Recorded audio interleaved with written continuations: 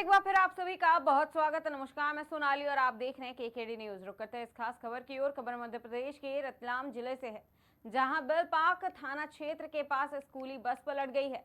New kids public school बेलपाक की स्कूली बस पलट गई है। बता दें, बस मेन हाईवे से जमुनिया गांव के अंदर जा रही थी कि तभी ये हादसा हो गया। बच्चे को लेकर आते समय यह हादसा हुआ है। वहीं बस में लगभग 25 बच्चे सवार थे, जिन्हें मामूली चोटें आई हैं। और हम गए लेने उधर तो बस पलटी खाई। आपका बच्चा भी था ना? हाँ था, 2 बच्चे थे ना। अच्छा, चोट लगी उनको? उनको नहीं लगी। किस स्कूल का मामला है? ये new kids public school. Sir वो हमारे गांव से निकले थे, करीब 8 बजे निकले थे यहाँ घर से। उसके बाद आधे घंटे बाद हमारे पास फ़ोन आया, बड़े गाड़ी सरोड़ जमुनिया पलटी खा गई। हमने वहाँ जाके देखा तो गाड़ी खाली भी पड़ी हुई थी। वो बता रहे हैं, बोले कि बरसात के कारण गाड़ी अंदर चली गई। बाकी ड्राइवर की भी गलती होगी कुछ, और हमने स्कूल वालों को भी बोला था, बोले कि गाड़ी चेंज कर दो, आप ब्रेक नहीं आ रहे थे उसमें, और थोड़ी समस्या भी आ रही थी पलटाने वगैरह में, तो उस कारण हो सकता है वो हादसा इस कारण हुआ हो। एक अंदाजा बता रहे हैं, बोले हमने तो नहीं देखा, हमारे यहाँ से तो शुरू गाड़ी भरा थे, 3-4 बच्चे रहते हैं, बाकी 25-30 बच्चे का बोल रहे हैं। बस यही हम फोन आया था और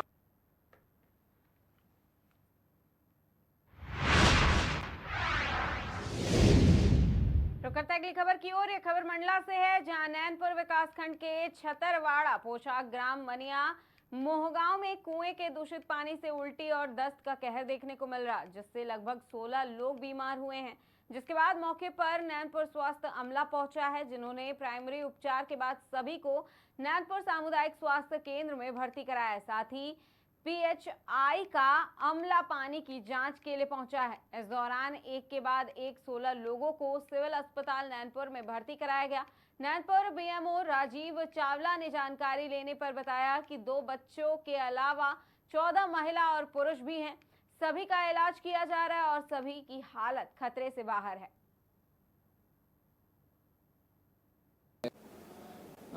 इसमें ग्राम पंचायत छतरवाड़ा के पोषक ग्राम मनिया मोहगांव में पिछले 3-4 दिन में कुछ उल्टी दस्त के मरीज होना रिपोर्ट हुए थे, तो जिस पर हमारे स्वास्थ्य विभाग की टीम द्वारा वहां पहुंच के जो भी मरीज पीड़ित थे उनका वहां पे त्वरित इलाज कर दिया गया। उसमें से कुछ मरीज जो बच्चे भी थे और कुछ मरीज जिनके द्वारा कमजोरी होना बताया गया था, तो एहतियात के तौर पे ऐसे मरीजों को सिविल अस्पताल नैनपुर में भर्ती कर उपचार व निगरानी हेतु रखा गया। लगभग कितने मरीज होंगे? लगभग 15 मरीज, लगभग 15 मरीज जो हैं जिनको सिविल अस्पताल नैनपुर लाया गया। बाकी पिछले 3-4 दिन में 25 से 30 मरीज रिपोर्ट होना पाएगा। ये पानी के कारण हुआ क्या? ये संभवतः दूषित पानी पीने की वजह से ऐसा हुआ है। हमारे स्टाफ द्वारा व कोटवार के माध्यम से गांव में प्रचार प्रसार कराया जा रहा है। वह अभी वर्तमान में पीएचई विभाग द्वारा भी वैकल्पिक व्यवस्था पानी की वहाँ कराई गई। इसमें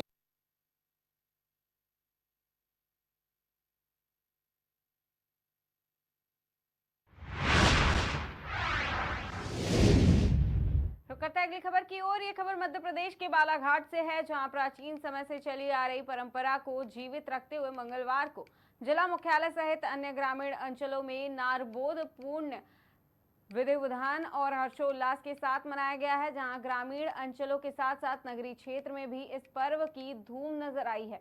वहीं ग्रामीण क्षेत्र में लोग इस पर्व को लेकर काफी उत्साहित दिखे हैं, जहां ग्रामीणों ने मारबत के पुतले पर स्मार्ट मीटर की सजा और 1250 की मजा के नारे के साथ लिखकर गांव की सीमा के बाहर जाकर पुतला दहन किया है। वहीं कई किसानों ने अपनी फसलों की कीट बीमारी आदि से बचने के लिए गड़ाड़ी नामक पौधे की टहनियां फसलों में गाड़कर अच्छी फसल होने की कामना की है।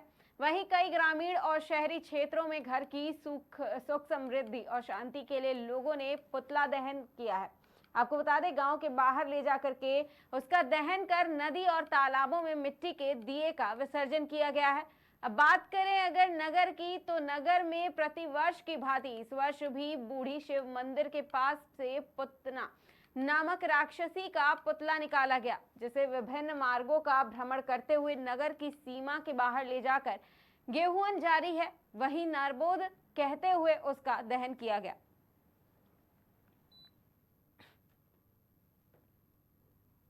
मेरा नाम कृष्णा जामरे है। ये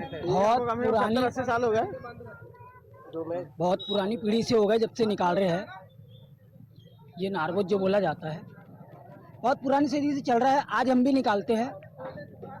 इसका बोला जाए तो जैसे बोला जाता है ना, एक रीति रिवाज में खांसी खोखला या जो भी अन्य बीमारियां रहती है, इसको फिर क्या करते हैं आप लोग? इसको हम लोग बटेरा चौक में ले आके दहन कर देते हैं। गांव के बाहर मतलब गाँव के बाहर। हरिया मैं बूढ़ी वाला 8 नंबर 11 में रहता हूँ। मेरा नाम है संजय जामरे। परंपरा तो ऐसा है भैया, मेरे पीढ़ी के पीढ़ी गुजर गया, 4 पीढ़ी गुजर गया मेरा। तो ये गांव मोहल्ले से आने की दलिद्र दूरी को ले जाती है। सुधार पापी को जैसे खांसी है, खोसला है, मच्छर है, ये सबको लेके चलती है। ये गांव मोहल्ले की पूरी बीमारी को लेके अपने साथ में लेके चलती है। क्या मान्यता है इसकी? क्यों इसकी मान्यता ऐसा है, क्या बोलते हैं जैसे अभी जो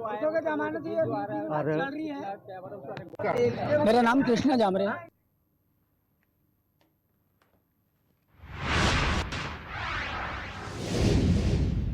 रुक करते हैं अगली खबर की ओर। ये खबर कानपुर देहात से है, जहां पुलिस ने बड़ी कार्रवाई करते हुए भारी मात्रा में चोरी के सामान समेत 2 शातिर चोरों को गिरफ्तार किया है। थाना डेरापुर पुलिस ने चोरी की बैटरियां और मोटरसाइकिल समेत 2 युवकों को पकड़ा है।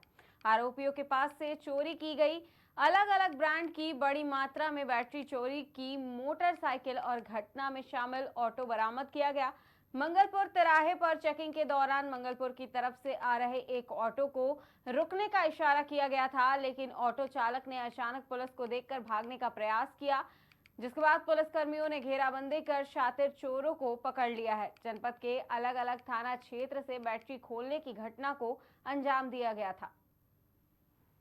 कृपया आप सबको सादर अवगत कराना है कि अपर पुलिस महानिदेशक कानपुर जोन व पुलिस उप महानिरीक्षक कानपुर रेंज महोदय के मार्गदर्शन व पुलिस अधीक्षक कानपुर देहात के निर्देशन में जो जागते रहो अभियान के तहत अपराध नियंत्रण एवं अपराधियों की गिरफ्तारी के लिए अभियान चलाया जा रहा है। इसी क्रम में आज देर रात 11 बजे के आसपास डेरापुर पुलिस जब औचक चेकिंग कर रही थी तो मंगलपुर तिराहे के पास एक संदिग्ध ऑटो पर चोरी की बैटरियां बरामद हुई हैं।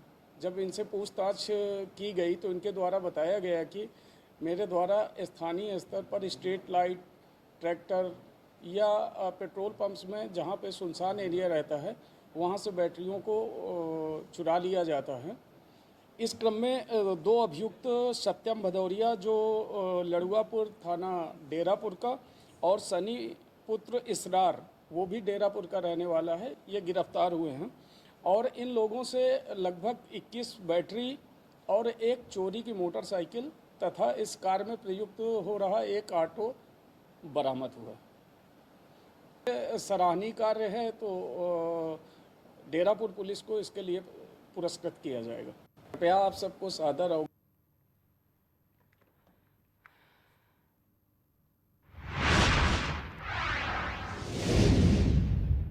रुक करते हैं अगली खबर की ओर। ये खबर अयोध्या से है, जहां रामनगरी अयोध्या में 22 सितंबर को गौ ध्वज प्रतिष्ठा यात्रा की शुरुआत की जाएगी। बता दें 22 सितंबर से 26 अक्टूबर तक संपूर्ण भारत के विभिन्न प्रदेशों की राजधानियों में गौध्वज प्रतिष्ठा यात्रा निकाली जाएगी। जगत गुरु शंकराचार्य स्वामी अविमुक्तेश्वरानंद सरस्वती महाराज के नेतृत्व में यात्रा संपूर्ण की जाएगी।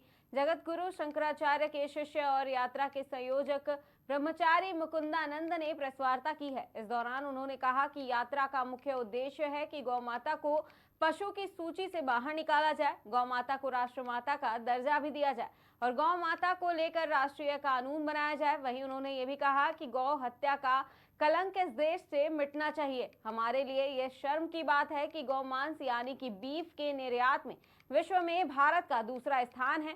बता दें 80,000 गोवंशों की प्रतिदिन हत्या होती है। धर्म क्षेत्र में आप रहने वाले पत्रकार हैं और भगवान राम जी के दूत हनुमान जी के इतने निकटचारी मुकुंदानंद जी के साथ हमने दर्शन प्राप्त किए, जितने हमारे गौभक्त उपस्थित थे, जितने शंकराचार्य जगत गुरु भगवान जी के शिष्य उपस्थित थे, वहां हम गए। तो जाना है, कहाँ लेकर जाना, वो अपनी अडिगता निर्भीकता से उस बात को कहते हैं। ऐसे ही हमारे जगत गुरु शंकराचार्य महाभाग ने हमें ये बात बताई कि अयोध्या की भूमि में आपको ऐसे पत्रकार मिलेंगे जो निर्भीकता के साथ हनुमान जी की भांति रामदूत बनकर इस गौ काज को, जो सीता माता का काज है, इसकी सूचना सभी तक प्रेषित करेंगे। जगतगुरु शंकराचार्य पूज्य अभिमुक्तेश्वरानंद जी महाराज इस देश में गौ माता को राष्ट्र माता का सम्मान दिलाना चाहते हैं। इस देश की परिपाटी में गौ हत्या को बिल्कुल भी बर्दाश्त नहीं किया जा सकता। सनातन धर्म की एकमात्र आस्था और सनातन धर्म का अगर केंद्रीय बिंदु कोई भी है जो पूरे भारत को, पूरे भारतवासियों को, पूरे हिंदुओं को, या यहाँ समझ लीजिए पूरी मानवता को अगर एकजुट कर सकती है तो उसके लिए गौशालाएं सब बनी हैं। जब ये हो जाएगा तो हम लोग उसके लिए भी योजना बना रहे हैं। गौ असल में क्या है ना कि गौ माता के नाम पे बहुत सारे ऐसे भी नस्ल आ गए हैं जो गौ है ही नहीं, जैसे जर्सी वो गाय नहीं है। बहुत सारे संकरीकृत आ गए, किसी में ब्रीडिंग करा दी गई अलग अलग नस्ल की। वो शुद्ध देसी रामा गौ के लिए पहले हम बात कर रहे हैं। और ये नियम है कि सर्वनाशे समुत्पन्ने अर्धम त्यजति पंडिता। जब सब कुछ समाप्त होने की कगार पर हो तो बुद्धिमान व्यक्ति किसी एक चीज़ को संभाल के रख लेता है जो मूल चीज़ है। तो अभी हम सबकी बात नहीं करते, हम चाहते हैं कि जो शुद्ध रामा गौ है, जो वेद लक्षणा गौ है, जिसका शास्त्र में पुराण में वर्णन है, जिसका महात्म्य है, वो गौ संरक्षित हो, उसके लिए कानून बने। उसके बाद तो हम लोग अहिंसक हैं। हम तो किसी भी हालत में किसी भी जीव की हिंसा नहीं चाहते हैं। हम तो कोई व्यक्ति की प्रति हिंसा वो भी कुछ भी नहीं चाहते हिंसा। लेकिन इतना बड़ा गोल लेके चलेंगे तो फिर सफलता मिलने में संभावना कम हो जाएगी। इसीलिए हमने सामान्य गोल रखा है और वो गोल है कि जो वेद लक्षणा गौ है उसके लिए सरकार कानून बनाए, उसका संरक्षण करे। और जैसे ही सरकार कानून बनाती है तो फिर उसके लिए शंकराचार्य मठ समाज के साथ मिलकर के गौ संरक्षण के लिए, संवर्धन के लिए गौशालाएं खोलेगा। वहाँ पे कैसे उनकी दिनचर्या चल रही है, उनको किसी तरह की दिक्कत तो नहीं है, उसकी व्यवस्था करेगा। हम लोग सभी दायित्वों को पालन करने के लिए, उसको पूरा करने के लिए कटिबद्ध रहेंगे। केवल ऐसा नहीं कि घोषणा करा के हम चल दिए। हम चाहेंगे कि गौ का संरक्षण हो, गौ का संवर्धन हो, उसके लिए पूरा प्रयास शंकराचार्य मठ करेगा। मुकुंदानंद ब्रह्मचारी।